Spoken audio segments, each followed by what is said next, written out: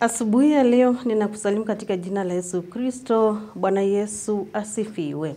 Nikitumai kwamba usiku wako ulikuwa ni wa baraka, usiku wako uliweza na kuona amani ya Mwenyezi Mungu. Pia kwa siku ya leo, asubuhi ya leo, ningekusihi tu ili ukazidi na kumshukuru Mwenyezi Mungu, maana ameweza na kukulinda kwa hiyo wiki nyingine ambayo imeweza na kupita. Weekend yote akawa pamoja nawe, na siku ya leo akaweza na kukuamsha ukiwa tu unaendelea na kushuhudia wema wake. Hivyo basi asubuhi ya leo tena ninakukaribisha katika kipindi cha manyunyu ya baraka. Kwa hii wiki yote tuwe pamoja, uandamane pamoja nasi kila asubuhi, maana utakuwa unabarikiwa na neno la Mwenyezi Mungu na kutiwa nguvu na mtumishi wake ambaye ni Pastor Ndambuki kutoka kanisa la ABC Chaani niko katika uongozi wa Iveti Pastorate. Ni yeye tutakuwa pamoja naye hii wiki yote. Na kwa siku ya leo ameweza na kufika hapa tayari kabisa kuweza na kuendelea na kutufundisha neno la Mwenyezi Mungu na kutubariki nalo kama vile ambavyo Mungu ameweza na kumuandaa nalo ni kwa sababu yetu. Karibu sana tuandamane pamoja na tuweze na kubarikiwa pia pamoja. Mtazamaji, ninakusalimu asubuhi ya leo katika jina la Yesu Kristo. Ni matumaini yangu ya kwamba umeamka vyema na siku hii kwako imekuwa siku ya baraka.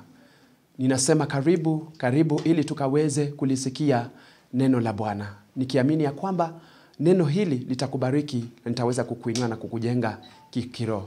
Na tuombe. Baba, katika jina la Yesu Kristo, ninakushukuru mfalme ni kwa sababu ya asubuhi ya leo. Ninakushukuru ni kwa sababu ya mtazamaji ambaye yuko tayari kulipokea neno lako. Ninaomba Bwana ili ukaweze kuwa pamoja naye, ukabariki na ukamsaidie. Bariki neno lako niendapo kulinena, na wacha Bwana likaweze kuwa neno la baraka kwake. Na ni katika jina la Yesu Kristo aliye Bwana na mkombozi wetu taomba na atakushukuru. Amina. Neno la Bwana tutalisoma katika kitabu cha Luka mtakatifu kifungu cha 17. Nitasoma mstari wa kwanza tufike mstari wa 4.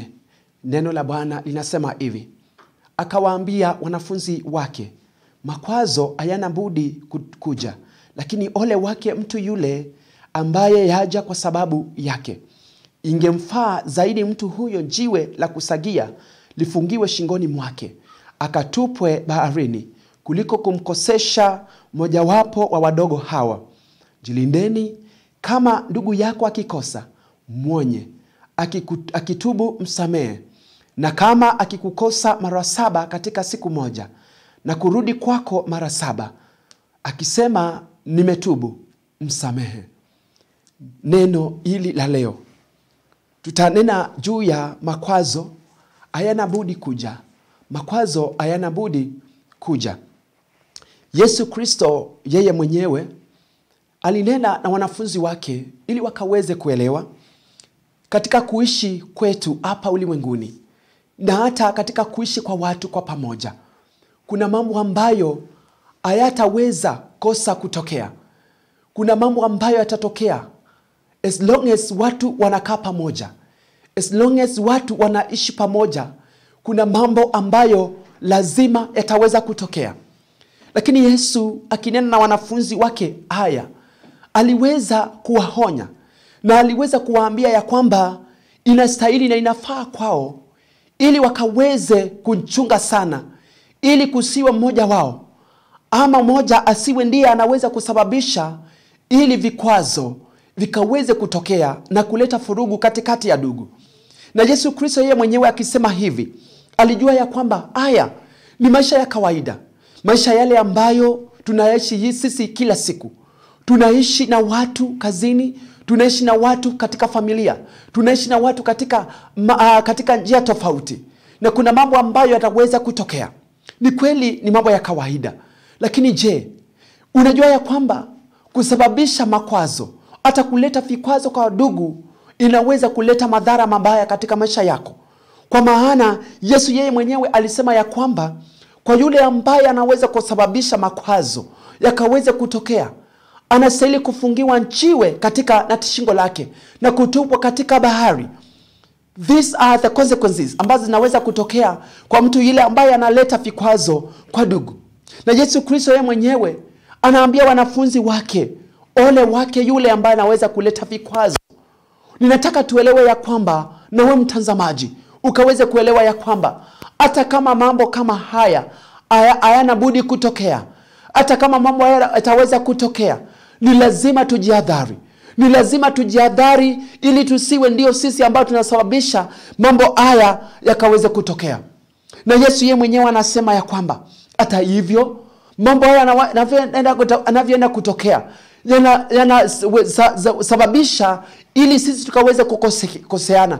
Kwa maana nikileta vikwazo, ninaweza kufanya na wengine nikaweza kuwakosea. Ninaweza kufunja mioyo ya wengine. Ninaweza kufunja na mahusiano ya wengine. Ninaweza kufunza na hata maisha ya wengine ambayo yako na amani. Ninaweza kukosesha amani katika maisha ya watu. Na Yesu Kristo anasema ya kwamba hivyo basi jilindeni. Hivyo basi jilinde moyo wako. Jilinde wewe mpenzi mtazamaji, ili usije ukamkosa na mwingine, ili usije ukamkosea na yule mwingine. Na tunaambia ya kwamba basi mtu akinikosea mimi, basi mtu akikosea wewe, basi muonye. Na huyo mtu akija kwako na kutubu na dhambi zake, basi na wewe umepewa jukumu ukaweze kumsamehe, kwa maana ametubu dhambi zake kwako. Yesu Kristo mwenyewe alisema ya kwamba ni kweli mtu akinikosea, anastahili kumsamehe mtu akinikosea mara ngapi? Yesu alisema ya kwamba akikosea msamehe 7 mara 7. Kila siku tumepewa kusamehe mara 7. Inaonyesha ya kwamba msamaha ni wa kila wakati. Na lazima tusameheane sisi kwa sisi. Mtu akinikosea nikaweze kumsamehe. Yesu yeye mwenyewe ni mfano mwema. Na katika wakati huu ambao tunawaza, wakati wa Lenti ambao tunazidi kuwaza, Yesu Kristo yeye mwenyewe alikumbali kuangikwa msalabani. Ni kwa ajili ya dhambi zetu. Kwa nini yeye mwenyewe aliweza kukumbali? Ili akaweze kutuonyesha yeye ni mfano mwema wa kusamehe. Yeye ni mfano mwema wa kusamehe dhambi zetu. Hivyo basi ndio sababu tunaambiwa ya kwamba hata ndugu yeye mwenyewe wako akikukosea, akifunja moyo wako, akileta vikwazo, akifunja amani yako, basi mpenzi mtazamaji, inabidi kwako ili ukaweze kumsamehe. Kwa maana msamaha ni kama ndawa katika maisha yetu. Je, unataka kuishi katika amani? Unataka kuishi katika furaha? Unataka kuishi maisha ambayo ni mazuri? Basi msamaha ndio kitu ambacho kinafaa.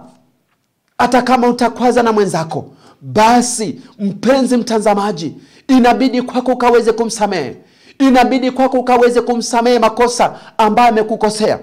Inabidi kwako mpenzi mtazamaji, ili ukaweze kumsamehe. Kwa maana kuna watu ambao wanajua kutubu. Kuna watu ambao wanajua kuomba msamaha. Wewe ni mara ngapi ambapo umekosea mwingine na amekusamehe? Basi kwa nini wewe mwenyewe huwezi kusamehe mwingine? Kwa maana huu ni mfano mwema.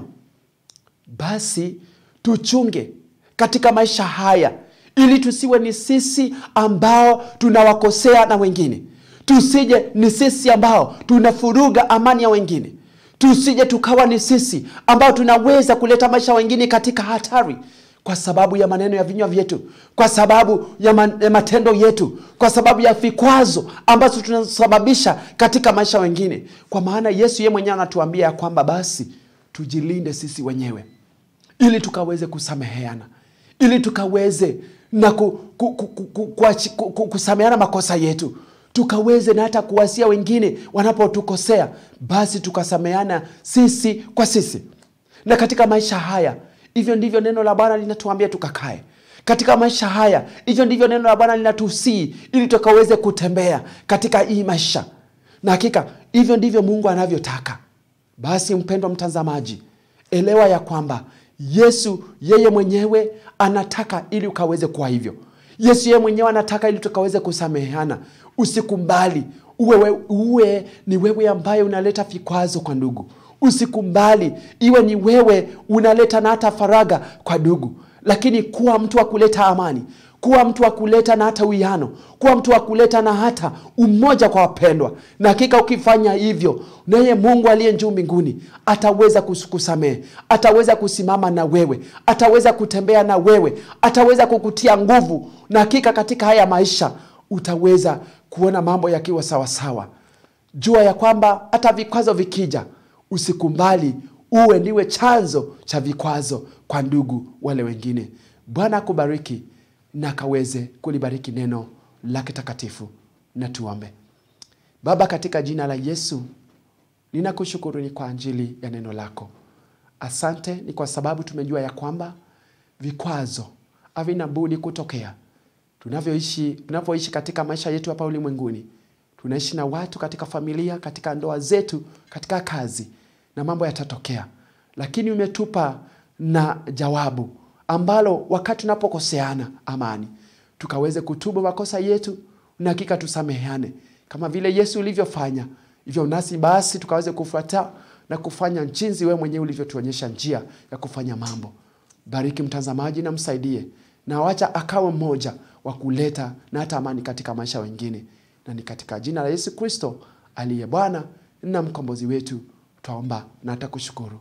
Amina. Bwana akubariki na uwe na siku njema. Asante.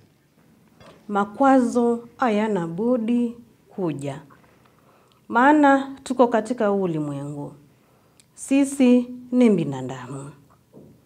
Hivyo basi ndo sababu tumeweza na kufundishwa na mtumishi wa Mwenyezi Mungu, na akatuhimiza kwamba kama vile ambavyo neno la Mwenyezi Mungu linasema, makwazo hayana budi kuja. Tukiwa katika ulimwengu lazima tupatane na changamoto tofauti tofauti. Lazima tupatane na majaribu tofauti tofauti. Ni lazima hata wengine watumike ili kutujaribu tukiwa katika ulimwengu, maana sisi ni binadamu. Tumefundishwa tukajua kwamba mengi hata majaribu kama Yesu mwenyewe aliweza na kujaribiwa, hata nasi lazima tujaribiwe. Lakini cha muhimu ni kwamba wewe usiwe ukawa ni mwenye kuleta hicho kikwazo kwa yule mwingine. Maana tumeweza kuona kwamba kuna hatari pale. Maana yule ambaye ni wa kuleta hayo makwazo, tumeambiwa heri kwake afungiwe njiwe katika shingo lake na kutupwa. Je, unaweza kuwa wewe ni mmoja wale ambao wanakwaza wale wengine? Lakini mwisho mtumishi wa Mwenyezi Mungu ameweza na kutuhimiza kwamba tunafaa hata kama wengine wameweza kuwa kikwazo kwetu, tuwasamehe pia. Kama wameweza na kurudi kwetu na kuomba msamaha, tukaweze na kuwasamehe. Tusije tukaendelea na kuwatupilia mbali. Pia tuwe na roho ya kusamehe. Kama Yesu mwenyewe alikuwa ni wa kusamehe, aliweza hata na kutusamehe dhambi zetu ambazo zilikuwa ni nyingi mno, akatuonea huruma.